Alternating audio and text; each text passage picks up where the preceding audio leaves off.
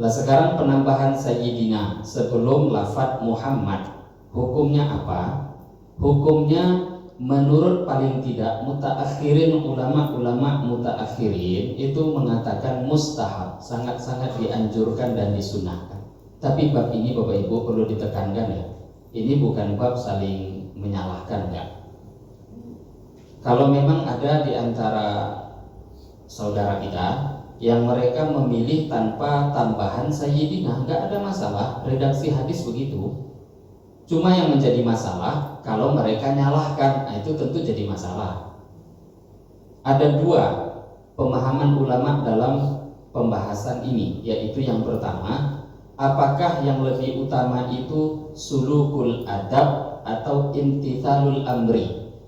Adab lebih didahulukan ataukah perintah yang lebih didahulukan? Ini yang menjadi permasalahan para ulama dari zaman Nabi sampai sekarang. Sebahagian ulama mengatakan lebih didahulukan adab daripada perintah. Dan ini banyak juga dalil-dalilnya. Di antaranya pernah dulu kita bahas, di antaranya sahabat Sayyidina Ali bin Abi Thalib ketika Sulh Hudaybiyah, perjanjian Hudaybiyah, ada tulisan dalam perjanjian itu perjanjian min Muhammad sallallahu alaihi wasallam abduhu wa rasuluh, surat perjanjian perdamaian dari Nabi Muhammad, Rasul dan utusan Allah. Itu yang jadi penulisnya itu katibnya Sayyidina Ali.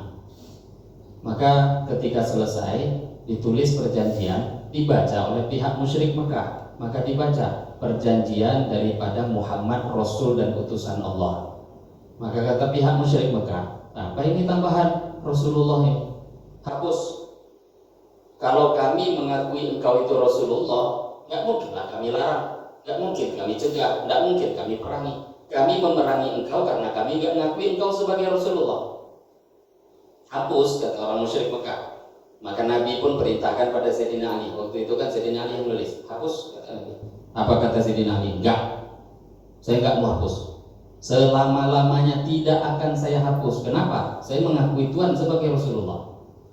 Nabi gak marah lah. Maka dari kaidah ini para ulama mengatakan adab lebih didahulukan daripada perintah. Yang penting kalau dia tidak menggunakan Sayyidina, karena dia mengatakan saya ikut dengan apa yang Nabi ajarkan. Lah semoga dengan pemahaman dia itu dia juga mengamalkan sunnah. Tapi kalau yang kedua tadi juga dengan menambahkan Sayyidina karena adabnya pada Rasulullah, ya semoga dia juga mengamalkan sunnah. Itu nggak ada yang keluar dari agama, nggak ada. Hanya berbeda sedikit saja dalam segi apakah adab didahulukan ataukah perintah. Di awal-awal Islam, orang-orang Arab pegunungan itu kalau datang ke Madinah itu sukanya manggil tuh langsung nama, ya Muhammad. Hei Muhammad, turun ayat Al-Quran. La taj'alu du'a ar-rasuli bainakum ka du'a'i ba'dikum ba'dha. Langsung Allah tegur. Jangan manggil Nabi Muhammad tuh macam kalian manggil satu sama lain, kata Allah. Enggak boleh. Allah tegur. Nah ini ayat-ayat seperti ini ataupun hadis-hadis yang lain, ini yang membuat para ulama itu mendahulukan sulukul adab. Nah, jalur adab itu lebih mereka suka. Bismillahirrahmanirrahim. Dalam satu hadis Nabi bersabda, khairun nas man tala umuruhu wa hasuna amaluhu. Sebaik-baik orang adalah orang yang panjang umur dan baik amalnya. Jadi dua anugerah ini kalau sudah terkumpul, maka dia adalah orang yang terbaik menurut Rasulullah SAW. Tidak ada lagi anugerah yang lebih besar daripada itu. Yang pertama, mantola umuruhu, panjang umur. Yang kedua, wahasuna amaluhu, dia pun mengisi panjang umurnya dengan amal soleh. Nah, kita kalau panjang umur diberi kesempatan oleh Allah, walaupun 1 hari 2 hari, ini mahal hadirin Bapak Ibu.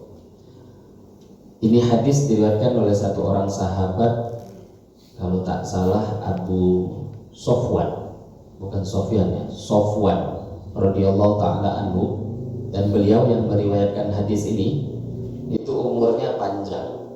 Dalam kitab tarikh sejarah diceritakan umur beliau nggak kurang 100 tahun. Jadi panjang umur. Beliau yang menyampaikan sabda Nabi tadi, sebaik-baik orang adalah yang panjang umur dan wahasuna amaluhu, amalnya soleh, amalnya baik, taat kepada Allah. Dan Bapak Ibu yang dimuliakan Allah, ada satu hadis yang diriwayatkan oleh Imam Ahmad bin Hanbal dengan sanad yang sahih dan juga diriwayatkan oleh beberapa ulama lain, di antaranya Ibnu Hibban dalam kitab sahihnya, daripada sahabat Abu Hurairah radhiyallahu taala anhu. Apa kata sahabat Abu Hurairah? Nabi sallallahu di zaman Nabi ada dua orang masuk Islam berbarengan. Jadi dua orang masuk Islam waktu itu, dua orang bersaudara, sama-sama di hari yang sama, di waktu yang sama masuk Islam. Dan kedua-duanya pun semangat dalam amal agama. Sehingga saking semangatnya, salah satu di antara mereka itu berjuang di jalan Allah. Ketika ada panggilan jihad, berangkat sampai akhirnya mati syahid di jalan Allah. Dan saudaranya yang satunya lagi itu panjang umur setahun kemudian, baru kemudian meninggal, tapi bukan mati syahid. Sehingga tidak berapa lama kemudian ada satu orang sahabat yang bermimpi jumpa melihat dua orang tadi di pintu surga. Dan pada waktu itu malaikat menjemput mereka untuk mempersilahkan masuk, maka malaikat malah memanggil dan menyuruh masuk pertama orang yang mati terakhir kalinya, bukan yang mati syahid dipanggil, tapi yang mati setahun kemudian dipanggil, diantarkan, dimasukkan ke dalam surga. Tidak berapa lama kemudian, baru kemudian yang dipanggil orang yang mati syahid dan kemudian dipersilahkan masuk surga. Baru kemudian yang ketiga kalinya malaikat keluar. Itu sahabat yang mimpi kan ada di sekitar itu, didatangi malaikat. Kata malaikat, kalau engkau belum waktunya, masih ada umur, balik ke dunia, nanti kalau waktunya nanti baru dipanggil masuk surga. Akhirnya singkat cerita, esok harinya dia pun setelah bangun sholat subuh, cerita jumpa dengan Nabi, disampaikan. Menurut mereka nih sahabat ini aneh. Kenapa aneh Bapak Ibu? Karena kok bisa yang meninggal dunia kemudian itu masuk surga lebih dulu dibanding yang mati syahid? Karena sahabat faham bahwa mati syahid itu pengorbanan puncak dalam agama. Nggak ada yang lebih tinggi pengorbanan melebihi korban nyawa. Orang korban harta saja sudah dianggap amal luar biasa, bagaimana kalau mengorbankan nyawa untuk Allah? Lah kok bisa yang mati kemudian, yang bukan mati syahid kok malah masuk surga duluan? Ini aneh menurut sahabat. Maka diceritakan pada Nabi. Apa kata Rasulullah? Itu tidak ada yang aneh, kata Nabi. Bukankah yang meninggal terakhir itu dia punya kelebihan puasa Ramadan 30 hari, kata Nabi. Itu jumpa puasa Ramadan dan dia puasa 30 hari. Bukankah juga orang yang meninggal terakhir itu, kata Nabi, paling tidak dia punya kelebihan sholat 6.000 rakaat. Nabi katakan sittatu alafi rakaat, 6.000 rakaat dia punya kelebihan. 6.000 itu bukan satu hal yang susah dihitung, dan Nabi langsung ya, nggak pakai kalkulator gitu. Itu wahyu. 6.000 itu Bapak Ibu, satu hari sholat minimal orang dikatakan Islam ya. Minimal orang Islam itu sholatnya 5 kali sehari semalam. Dan itu nggak boleh kurang. Kalau kurang, Islamnya dipertanyakan. Ada subuh, zuhur, asar, maghrib, isya. Itu kalau di total sehari itu minimal 17 rakaat. Satu rakaat kalau dia kurangi berarti dosa besar. Nggak boleh kurang untuk 17 rakaat. Kalau satu hari 17 rakaat dikalikan dengan 1 tahun 365 hari, 360 hari. Itu nggak kurang jumlahnya 6.200 rakaat. Dan itu baru sholat fardu. Belum lagi dia agak-agak soleh pakai tahajudnya, pakai witirnya, pakai duha, ada isyraq, ada awabin. Ramadan tambah lagi taraweh, ada witir. Belum lagi qobliyah, ada ba'diyah. Itu belum ditambah itu. Kalau ada qobliyah, ba'diyah, sholat sunnah, entah berapa puluh ribu itu jumlah rokaat dalam satu tahun. Hanya sholat fardu saja Nabi katakan paling tidak dia punya kelebihan 6.000 rokaat. Maka tidak heran, coba bayangkan kata Nabi, seberapa tinggi derajatnya diangkat oleh Allah karena sholat satu tahun. Ini dalam satu riwayat. Dalam riwayat lain jaraknya nggak sampai setahun meninggalnya, hanya 1 minggu. 1 minggu dalam riwayat lain. Dan ketika dalam riwayat yang lain yang mengatakan jarak meninggalnya 1 minggu, satu mati syahid, 1 minggu kemudian meninggal dunia, terakhir belakangan tapi nggak mati syahid saudaranya yang satu, maka dilaporkan pada Nabi. Kata Rasulullah, jarak antara dua orang ini derajatnya antara bumi dan langit. 1 minggu bumi dan langit, 1 bulan. Bapak Ibu yang dimuliakan Allah, kalau umur sudah dipanjangkan Allah dan diberi taufik taat, ini anugerah yang termahal. Maka kita syukuri pada Allah, Allah masih panjangkan umur kita, masih diberi kesehatan sehingga kita bisa mengisi panjang umur ini dengan taat pada Allah. Ini adalah anugerah yang paling mahal. Hadirin Bapak Ibu yang dimuliakan Allah, pagi ini kita duduk sejenak di masjid ini, melanjutkan kajian kita, mendengarkan kitab pembahasan dari Al-Adhkar An-Nawawiyah, kitab yang ditulis oleh Al-Imam An-Nawawi, berisi tentang zikir secara judul, tapi isi adalah amalan 24 jam sehari-hari dan berisi tentang adab kehidupan kita selama 24 jam, mengisi hidup ini sesuai dengan apa yang dicontohkan oleh Rasulullah Shallallahu Alaihi Wasallam. Karena dengan mengikuti Nabi di situ kecintaan Allah. Tidak ada kecintaan Allah kecuali dalam sunnahnya yang mulia baginda Muhammad Shallallahu Alaihi Wasallam. Maka ini kita perlu mengetahui, dimulai dengan urutan bab sholat, baru nanti adab-adab daripada kehidupan lainnya. Nah, pagi ini kita lanjutkan dengan judul Babus Sholati ala Nabi Sallallahu Alaihi Wasallam Ba'dat Tasyahud, diterjemah halaman 102. Babus Sholati ala Nabi Sallallahu Alaihi Wasallam Ba'dat Tasyahud, bab menerangkan tentang sholawat kepada Nabi Sallallahu Alaihi Wasallam Ba'dat Tasyahudi, selepas membaca tasyahud. Sebelumnya Bapak Ibu kita sudah membahas tentang tasyahud, kalimat-kalimatnya, bacaan-bacaannya apa saja, tata cara dan hukumnya bagaimana, ini telah kita bahas di pembahasan sebelumnya. Banyak doa tasyahud yang ma'thur, dinukil dari Nabi Shallallahu Alaihi Wasallam, dan mana-mana pun kita amalkan itu mencukupi. Nah, karena doa tasyahud itu banyak, sebelumnya sudah kita bahas.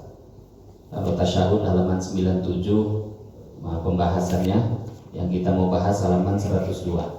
Maka manapun doa tasyahud yang kita pakai itu diperbolehkan.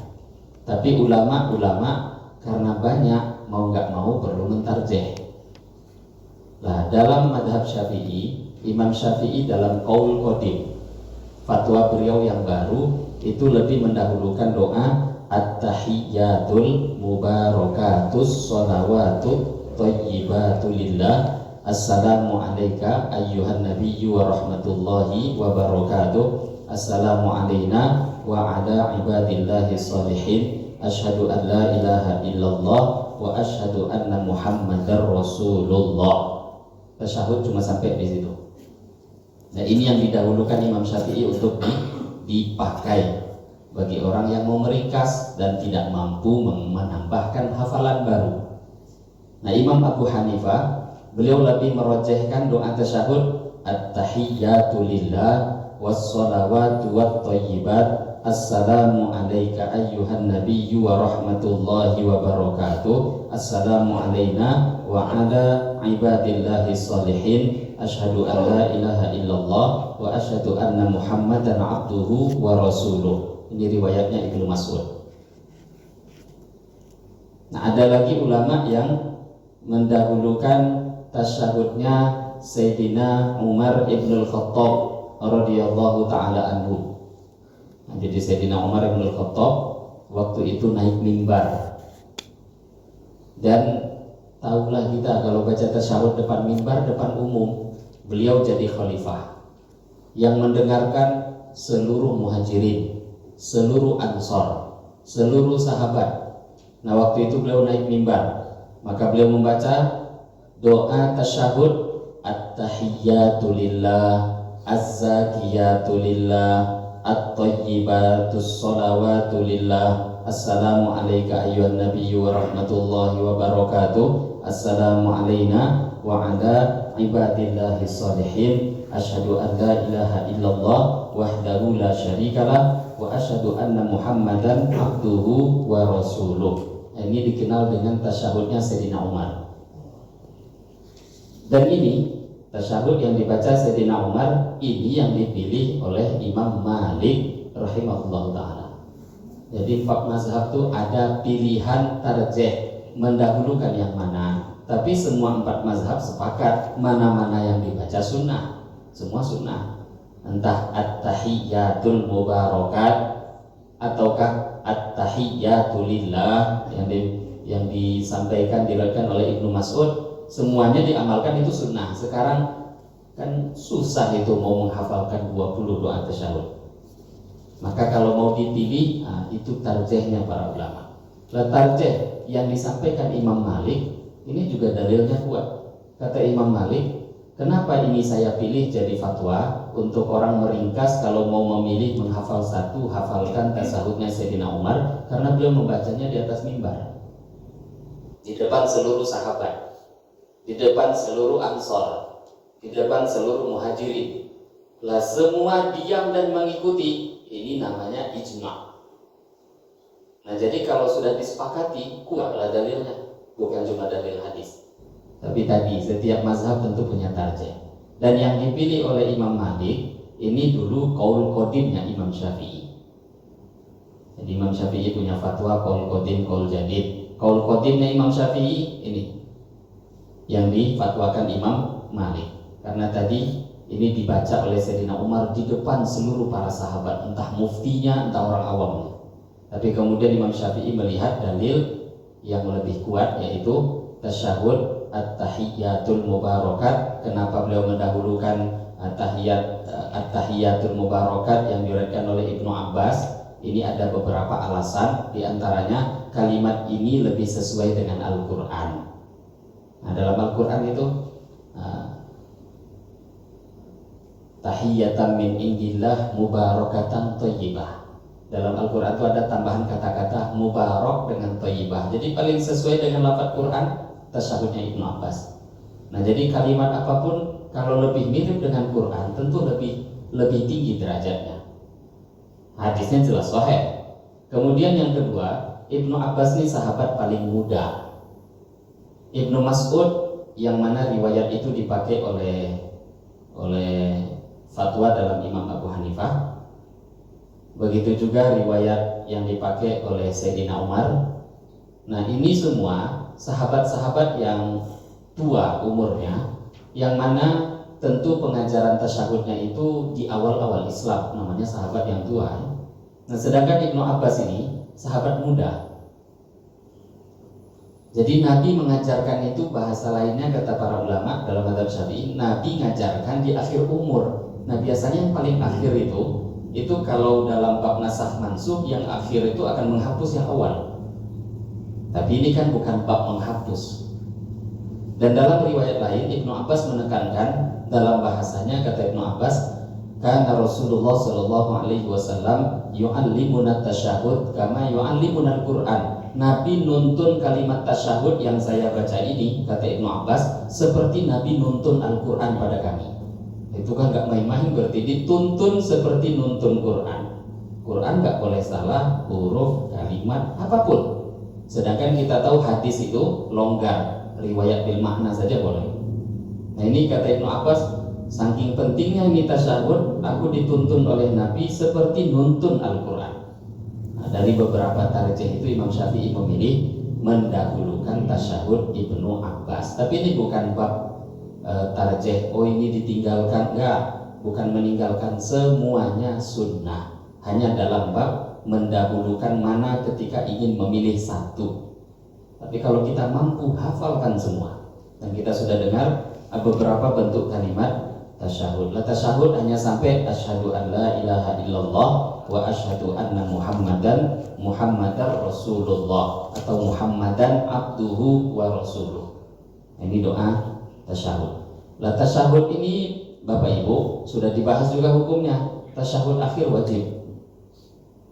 Kemudian kita lanjutkan selepas tasyahud adalah sholawat kepada Nabi Sallallahu Alaihi Wasallam.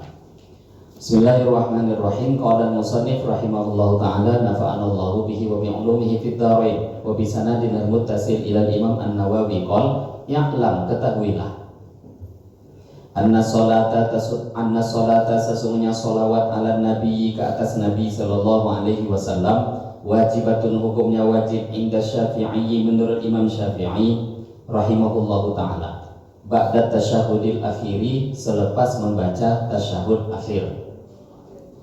Falau tarokaha, apabila seseorang meninggalkan solawat pada Nabi dalam tasyahud akhir, lam tasihha, maka tidaklah sah sholatuhu, sholat dia, wala tajibu, dan tidaklah wajib as-sholatu, membaca sholawat, ala alin nabiyyi sallallahu alaihi wasallam, ke atas keluarga Nabi, fihi, di dalam tasyahud akhir, alal madhabis sahihi, atas madhab pendapat yang sahih, al masyhuri, yang masyhur. Lakin tustahabu, akan tetapi disunnahkan untuk membaca sholawat kepada keluarga Nabi. Waqala, berkata ba'du ashabina, sebahagian ulama kita, tajibu, wajib membaca sholawat kepada keluarga Nabi, keluarga tu sebahagian kecil ulama dalam mazhab Syafi'i, tapi ini pendapat lemah, wajib baca sholawat pada keluarga Nabi.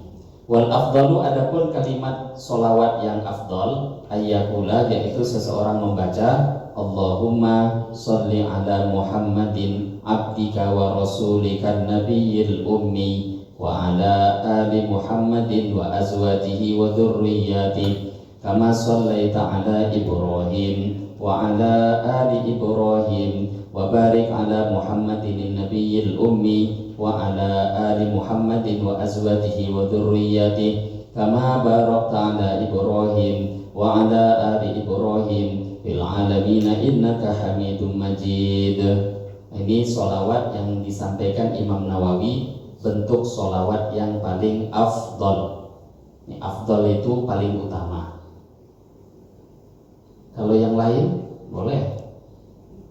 Sholawat Ibrahimiyah itu juga utama, tapi ini kan ada tambahan. Jadi ini sudah mengumpulkan berbagai riwayat-riwayat yang sahih.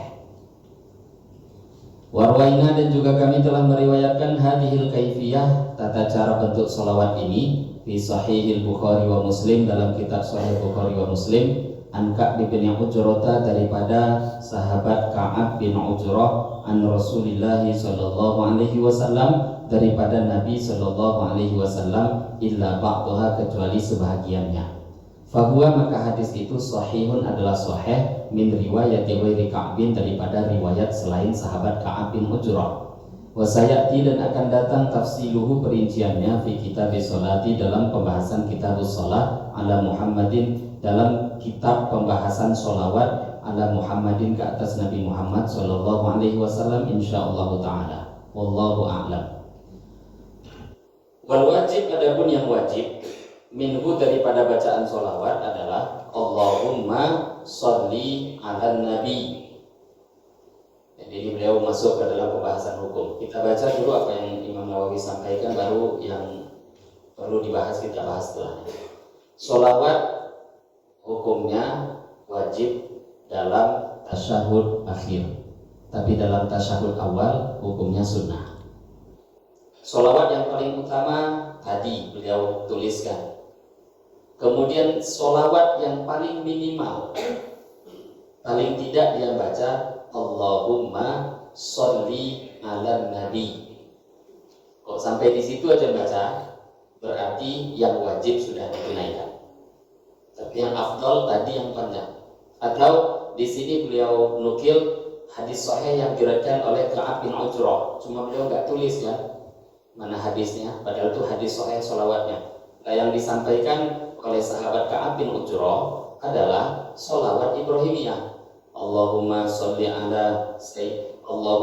ala Muhammadin wa ala ali Muhammad kama shallaita ala Ibrahim wa ala ali Ibrahim innaka Hamidum Majid. Allahumma barik ala Muhammadin wa ala ali Muhammad kama barakta ala Ibrahim wa ala ali Ibrahim innaka Hamidum Majid. Ini ada sedikit perbedaan dengan beberapa bentuk sholawat Ibrahimiyah.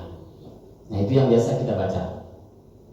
Tapi ada beberapa riwayat kan, Allahumma sholli ala Muhammad wa ala ali Muhammad kama shallaita ala Ibrahim wa ala ali Ibrahim wa barik ala Muhammad wa ala ali Muhammad kama barakta ala Ibrahim wa ala ali Ibrahim fil alamina innaka Hamidum Majid. Ini namanya sholawat Ibrahimiyah. Ini pun juga sholawat yang utama. Nah, cuma kalau kita baca tadi yang kata Imam Nawawi afdal, yang ini pun sudah masuk dalam sholawat tadi. Jadi lebih lengkap. Nah, kemudian minimal wajib tadi Allahumma sholli ala nabi.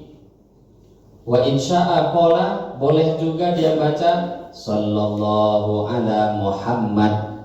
Minimal begitu, itu boleh juga. Wa insya'a qala, kalau dia mau boleh juga dia membaca sallallahu ala rasulih. Jadi Allahumma sholli ala nabi mencukupi, atau sallallahu ala Muhammad mencukupi, atau sallallahu ala rasulih itu pun mencukupi, atau sallallahu ala nabi itu pun selawat.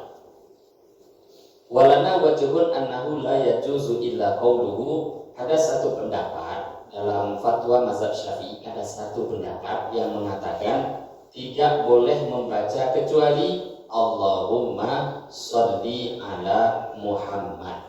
Ada yang kaku sedikit dalam mazhab Syafi'i. Jadi mazhab Syafi'i saja begitu banyak ikhtilaf. Tadi kalimat-kalimat itu boleh. Nah, itu pendapat mayoritas. Mau baca Allahumma sholli ala Nabi, atau sallallahu ala Muhammad, atau sallallahu ala Rasuli, atau sallallahu ala Nabi. Tapi ada yang agak sudah nggak boleh kecuali Allahumma sholli ala Muhammad. Walana wajhun annahu yajuzu ayyakul. Ada juga satu pendapat yang mengatakan boleh mengatakan wa sallallahu ala Ahmad. Tapi ini pendapat lemah. Beliau mengatakan walana wajhun, ya, ada ulama yang membolehkan. Tapi tadi yang disepakati itu Allahumma sholli ala Muhammad, atau Allahumma sholli ala Nabi sallallahu ala Muhammad, atau sallallahu ala Nabi. Nah, ini sepakat. Tapi yang ada pendapat sebagian, nah ini lemah. Termasuk tadi wassallallahu ala Ahmad. Ya, Ahmad itu namanya Rasulullah, tapi kan tidak dipakai masyhur di dalam sholawat. Bahwa jubul annahu yaqul sallallahu alaihi. Ada juga satu pendapat tapi lemah, yaitu boleh membaca sallallahu alaihi. Dan kita tahu kan kalau kita mendengarkan sholawat Nabi kan juga itu yang baca sallallahu alaihi wasallam. Itu sholawat atau bukan? Ya sholawat. Sekarang yang jadi masalah di dalam sholat itu apakah paten harus Allahumma sholli ala Muhammad atau yang lain-lain boleh? Akhirnya terjadi ikhtilaf. Tapi yang kuat itu tadi, kalau kita mau nyaman ya ambillah pendapat yang kuat. Allahumma sholli ala Muhammad, atau sallallahu ala Muhammad, atau sallallahu ala Rasulih. Nah, ini sepakat ulama. Tapi ini kalimat minimal wajib. Minimalnya yang wajib. Jadi kalau dia baca kalimat itu selepas baca tasyahud, dan tasyahud sudah kita bahas, ada tasyahud yang pendek. Tasyahud itu kenapa bentuknya banyak? Karena tambahan-tambahan perbedaan itu hukumnya sunnah. Kalau dia baca tasyahud yang pendek, maka mencukupi. Walaupun yang pendek. Ditambah pula dia baca pendek dalam kalimat sholawat ini, maka mencukupi. Wa amma tasyahudul awwalu, adapun tasyahud awal itu tadi tadi yang wajib dalam tasyahud akhir. Tasyahud awal bagaimana? Fala tajibu, maka tidak wajib fihi dalam tasyahud awal as-salatu ala nabiyyi, sholawat kepada nabi bila khilafin, tanpa adanya khilaf. Wa hal tustahabbu, sekarang tidak wajib, tapi yang mau dibahas sunnah atau enggak. Sunnah enggak membaca sholawat pada nabi di tasyahud awal? Kalau wajib tidak, tapi sunnah enggak? Fihi qaulan, ada dua pendapat di dalam madhab Syafi'i. As-sahhuhuma, yang paling sahih adalah tustahabu, tetap disunnahkan baca sholawat kepada nabi walaupun di dalam tasyahud awal. Wala tustahabu sholatu alal ali ala sahih, tetapi tidak sunnah membaca sholawat kepada keluarga nabi. Sholawat itu kan ada yang panjang, Bapak Ibu. Kita dari tadi bahas sholawat pada nabi. Sholawat pada nabi yaitu tadi Allahumma sholli ala Muhammad, itu sholawat pada nabi. Kalau pada keluarga tambahkan ali. Nah sekarang pembahasan kedua, sholawat untuk keluarga nabi apa hukumnya? Dalam tasyahud awal hukumnya tidak disunnahkan, tapi dalam tasyahud akhir disunnahkan. Tasyahud awal kenapa enggak sunnah? Mabniyun ala takhfif, karena memang tasyahud awal itu tidak disunnahkan sholawat pada keluarga nabi. Tasyahud awal itu memang dibangun takhfif, memang ringan letaknya sholawat di situ, enggak panjang-panjang. Yang panjang itu tasyahud akhir. Jadi karena memang perintahnya ringan, ya jangan panjang-panjang, cukup sholawat pada nabi saja. Waqilah tustahabu, tapi ada pendapat lemah yang mengatakan sholawat pada keluarga nabi pun juga disunnahkan. Wala yustahabbu doa fit tasyahudil awal indana, tidak disunnahkan ad-du'a, membaca doa fit tasyahudil awal, dalam tasyahud awal indana, menurut pendapat fatwa dalam mazhab kita. Bal qala ashabuna, bahkan sebahagian ulama kita mengatakan yukrohu, dimakruhkan doa di dalam tasyahud awal. Tapi ini sebahagian ya. Li'annahu mabniyun ala takhfif, karena rakaat tasyahud awal itu perintahnya adalah takhfif, harus ringan. Bikhilafit tasyahudil akhir, berbeda dengan tasyahud akhir yang memang ada perintah untuk memanjangkannya. Wallahu a'lam. Nah ini hadirin Bapak Ibu, beberapa pembahasan yang disampaikan oleh Imam Nawawi berkaitan dengan sholawat kepada Nabi dan sholawat kepada keluarga Nabi. Nah di sini dari pembahasan ini bisa kita ketahui bahwa sholawat pada Nabi hukumnya wajib dalam tasyahud akhir. Kalau tasyahud awal enggak. Tasyahud awal itu kalimat tasyahudnya sendiri sunnah di tasyahud awal. Sholawat pada Nabi sunnah, tapi sholawat pada keluarga Nabi tidak sunnah di tasyahud awal. Nah kalau tasyahud akhir, tasyahudnya wajib, sholawat pada Nabi wajib, sholawat pada keluarga Nabi sunnah. Dan nanti ada lagi sunnah setelahnya di tasyahud akhir, membaca doa itu sunnah, dan itu ada pembahasan sendiri di bab setelahnya. Nanti kita bahas itu doa yang dimaksud, apa doanya, apa bacaannya, itu di pembahasan bab setelahnya. Hadirin Bapak Ibu, sholawat ini satu amal yang penting. Dan tadi kalau dia sholat kok nggak baca sholawat pada Nabi di tasyahud akhir, maka sholatnya batal. Maka tidak heran para ulama mengatakan sholawat itu dalam kehidupan kita sehari-hari wajib. Jadi nggak bisa kita jadi umat Nabi itu kok meninggalkan sholawat, nggak bisa. Karena kedudukan sholawat itu wajib, karena kedudukannya itu ada di dalam sholat. Dan dia hukumnya itu fardu wajib, sama dengan kedudukan surat Al-Fatihah. Kedudukannya sama dengan qiyam, berdiri ketika sholat. Ruku itu wajib, sujud tumaninah itu wajib, i'tidal itu wajib dan rukun. Termasuk wajib dan rukun sholawat kepada Rasulullah Shallallahu Alaihi Wasallam. Jangankan kita, Allah saja bersolawat. Innallaha wa malaikatahu yusholluna 'alan nabi. Allah, malaikatnya, orang beriman semua sholawat pada Nabi. Maka ada perintah Allah. Nah kalau begitu, wahai orang-orang beriman, bacalah oleh kalian sholawat kepada Nabi dan ucapkanlah salam. Maka kalau mau sempurna jangan cuma sholawat, tapi taslim juga, salam dibaca juga. Ini yang sempurnanya. Nah, cuma sholawatnya Allah dengan sholawatnya malaikat, sholawatnya kita tentu berbeda. Kalau sholawatnya Allah, ya Allah memberikan rahmat. Terus kita Bapak Ibu, kita membaca sholawat itu bukan untuk faedah keuntungannya, bukan untuk Rasulullah. Ini yang perlu selalu kita ulang-ulang. Sholawat yang kita baca, keuntungannya kembali kepada kita yang membacanya. Kembali kepada kita. Sholawat itu untuk Nabi, bukan syafaat kita pada Rasulullah. Enggak. Syafaat itu pembelaan ya. Syafaat itu artinya pembelaan. Karena Nabi nggak perlu pembelaan kita. Kita baca ataupun tidak, Nabi sudah dijanjikan oleh Allah akan diangkat derajatnya. Termasuk doa selepas azan. Itu kan ada doa juga untuk Nabi, untuk diberi maqam mahmud, diberikan syafaat yang dijanjikan. Lah itu kalaupun kita tidak minta, itu sudah Allah janjikan, karena di akhir doanya kan alladzi wa'atta. Itu sudah Allah janjikan kepada Nabi Muhammad. Maka kalaupun kita nggak doa, Nabi dapatkan derajat itu. Nah sekarang bahagian kita aja, mau doa atau tidak. Kalau kita doa, keuntungannya untuk kita. Tapi kalau tidak, lah kita sendiri yang rugi. Ya Nabi pasti dapatnya. Kemudian di dalam syarah ini pun diulangi juga pembahasan tentang apa hukumnya penambahan sayyidina dalam sholawat. Nanti diulang-ulang lagi karena pas pembahasannya di sini. Di sini pun juga dibahas oleh para ulama tentang bacaan tambahan sayyidina kepada sholawat pada Nabi Shallallahu Alaihi Wasallam. Dalam banyak redaksi hadis sholawat itu kata-kata sayyidina itu nggak ada, walaupun nanti dalam beberapa bentuk ada. Nah sekarang penambahan sayyidina sebelum lafadz Muhammad, hukumnya apa?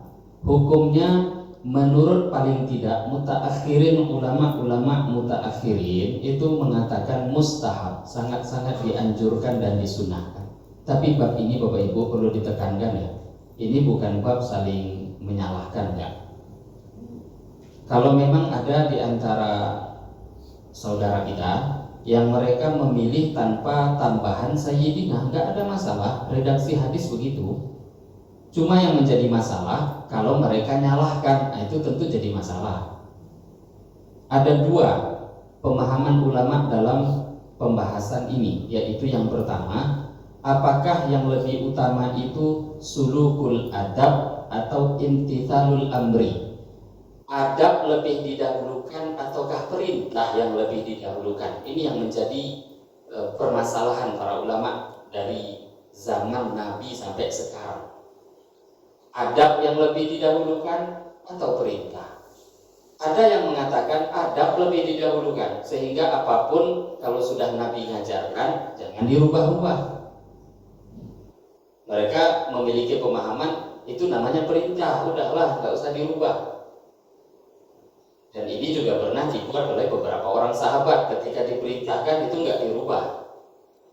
Sebahagian ulama mengatakan lebih didahulukan adab daripada perintah, dan ini banyak juga dalil-dalilnya. Di antaranya pernah dulu kita bahas, di antaranya sahabat Sayyidina Ali bin Abi Thalib ketika Suluh Hudaybiyah, perjanjian Hudaybiyah, ada tulisan dalam perjanjian itu perjanjian min Muhammad Shallallahu Alaihi Wasallam abduhu wa rasuluh, surat perjanjian perdamaian dari Nabi Muhammad, Rasul dan utusan Allah. Itu yang jadi penulisnya itu katibnya Sayyidina Ali. Maka ketika selesai ditulis perjanjian, dibaca oleh pihak musyrik Mekah, maka dibaca perjanjian daripada Muhammad, Rasul dan utusan Allah. Maka kata pihak musyrik Mekah, apa ini tambahan Rasulullah ini? Hapus. Kalau kami mengakui engkau itu Rasulullah, nggak mungkinlah kami larang, nggak mungkin kami cegah, nggak mungkin kami perangi. Kami memerangi engkau karena kami nggak mengakui engkau sebagai Rasulullah. Hapus, kata orang musyrik Mekah. Maka Nabi pun perintahkan pada Sayyidina Ali. Waktu itu kan Sayyidina Ali yang menulis. Hapus, kata Nabi. Apa kata Sayyidina Ali? Enggak, saya nggak mau hapus. Selama-lamanya tidak akan saya hapus. Kenapa? Saya mengakui Tuhan sebagai Rasulullah. Nabi nggak marah. Perintah Nabi apa? Hapus. Tapi kata Sayyidina Ali, saya nggak mau hapus. Ini dalam bahasa keilmuan sulukul adab. Ini namanya adab Bapak Ibu, bukan kurang ajar. Lah perintahnya suruh hapus. Tapi sahabat nggak mau, kenapa? Adab lah. Maka dari kaidah ini para ulama mengatakan adab lebih didahulukan daripada perintah. Akhirnya Nabi minta, sinilah kertasnya. Nabi tanya, mana tulisan Rasulullah? Karena Nabi itu ummi, nggak bisa baca, nggak bisa nulis, dan itu mukjizat untuk Rasulullah. Maka diberitahu, ini Nabi menghapus sendiri dengan tangan beliau. Nah, dari beberapa kisah ini diambil pelajaran adab lebih didahulukan. Maka kalau ada orang menambahkan sayyidina, sayyidina itu artinya Tuhan, dan itu bukan tidak ada dalil. Nabi sendiri yang mengatakan, ana sayyidu waladi Adam wala fakhr. Saya ini sayyid, tuan, pimpinan seluruh Bani Adam, wala fakhr, dan saya nggak sombong. Itu kenyataan kok, kata Nabi. Jadi Nabi sudah beritahu saya sayyid. Nah, ketika Nabi beritahu saya sayyid, terus ada orang manggil Nabi sayyid, ya nggak salah. Cuma tadi ini dalam segi pendahuluan, adab lebih didahulukan atau perintah. Nggak ada masalah bagi yang tidak menambahkan sayyidina. Jangan pula orang yang biasa pakai sayyidina nyalah-nyalahkan, nah, itulah salah belum. Atau yang dia nggak pakai nyalahkan pula yang pakai. Ini bukan itu sebenarnya pembahasan para ulama. Jadi dibahas mana-mana pun. Yang penting kalau dia tidak menggunakan sayyidina karena dia mengatakan saya ikut dengan apa yang Nabi ajarkan. Lah semoga dengan pemahaman dia itu dia juga mengamalkan sunnah. Tapi kalau yang kedua tadi juga dengan menambahkan sayyidina karena adabnya pada Rasulullah, ya semoga dia juga mengamalkan sunnah. Itu nggak ada yang keluar dari agama, nggak ada. Hanya berbeda sedikit saja dalam segi apakah adab didahulukan ataukah perintah. Nah memang banyak mayoritas para ulama nggak nyaman memang kalau nggak pakai sayyidina. Manggil Nabi kok langsung nama, itu kurang-kurang enak di hati. Karena mungkin kebetulan itu bukan bahasa kita. Karena Nabi dalam Al-Quran waktu itu di awal-awal Islam, orang-orang Arab pegunungan itu kalau datang ke Madinah itu sukanya manggil tuh langsung nama, ya Muhammad, hei Muhammad. Turun ayat Al-Quran, la taj'alu du'a ar-rasuli bainakum ka du'a'i ba'dikum ba'dha. Langsung Allah tegur, jangan manggil Nabi Muhammad tuh macam kalian manggil satu sama lain, kata Allah. Nggak boleh, Allah tegur. Nah ini ayat-ayat seperti ini ataupun hadis-hadis yang lain, ini yang membuat para ulama itu mendahulukan sulukul adab. Nah, jalur adab itu lebih mereka sukai. Tapi bukan berarti tadi nyalahkan, ya, enggak. Ini pembahasannya panjang, tapi itu diantara beberapa pembahasan yang dibahas oleh para alim ulama. Nah ini hadirin Bapak Ibu, pembahasan tentang sholawat kepada Nabi di dalam tasyahud akhir. Nah, sholawat pada keluarga Nabi, apa hukumnya? Tadi pendapat yang sahih dalam tasyahud akhir hukumnya sunnah, tidak wajib. Nah, sunnah ya sebaiknya tentu dibaca, jangan ditinggalkan. Ini dalam pembahasan ini selesai sudah jilid 1 dari syarah kitab Al-Adhkar. Ini kitab Al-Adhkar ini dalam syarahnya ada 4 jilid, ada 4 jilid. Al-Adhkar yang saya pakai syarahnya adalah Al-Futuhatur Rabbaniyah, ada Al-Adhkar An-Nabawiyah. Ada 4 jilid tebal, dan dalam 1 jilid itu ada 2 juz. Jadi kurang lebih ada 8 juz. Jilid 1 sudah selesai, makanya saya bawa 2 agak tebal karena saya ragu kalau selesai satu pembahasan beralih ke kitab setelahnya. Tapi kita tengok jam sudah 6:05. Mungkin ini kita bahas di pagi hari ini. Kalau kita buka pembahasan baru, maka lanjut dengan pembahasan urutan setelahnya, yaitu bab doa selepas tasyahud akhir. Nah, jadi dalam tasyahud akhir aja ada beberapa pembahasan. Tasyahud akhir itu pembahasan sendiri, Sholawat pada Nabi itu pembahasan tersendiri. Doa selepas sholawat itu ada juga pembahasan tersendiri. Dan dalam tasyahud akhir di ujung sebelum salam ada doa. Nah itu ada tuntunan juga daripada Rasulullah Shallallahu Alaihi Wasallam. Apa hukumnya? Apa bacaannya? Apa kalimat yang ma'thur? Boleh nggak berdoa dengan selain doa yang diajarkan Nabi? Ngarang doa sendiri misalkan? Nah itu ada pembahasan di pembahasan babud doa ba'da tasyahudil akhir, bab pembahasan doa selepas tasyahud akhir. Ini mungkin yang bisa kita bahas sebelum ditutup. Di antara Bapak Ibu mungkin ada yang mau diskusi, tanya jawab. Kalau ada yang mau bertanya, dipersilakan.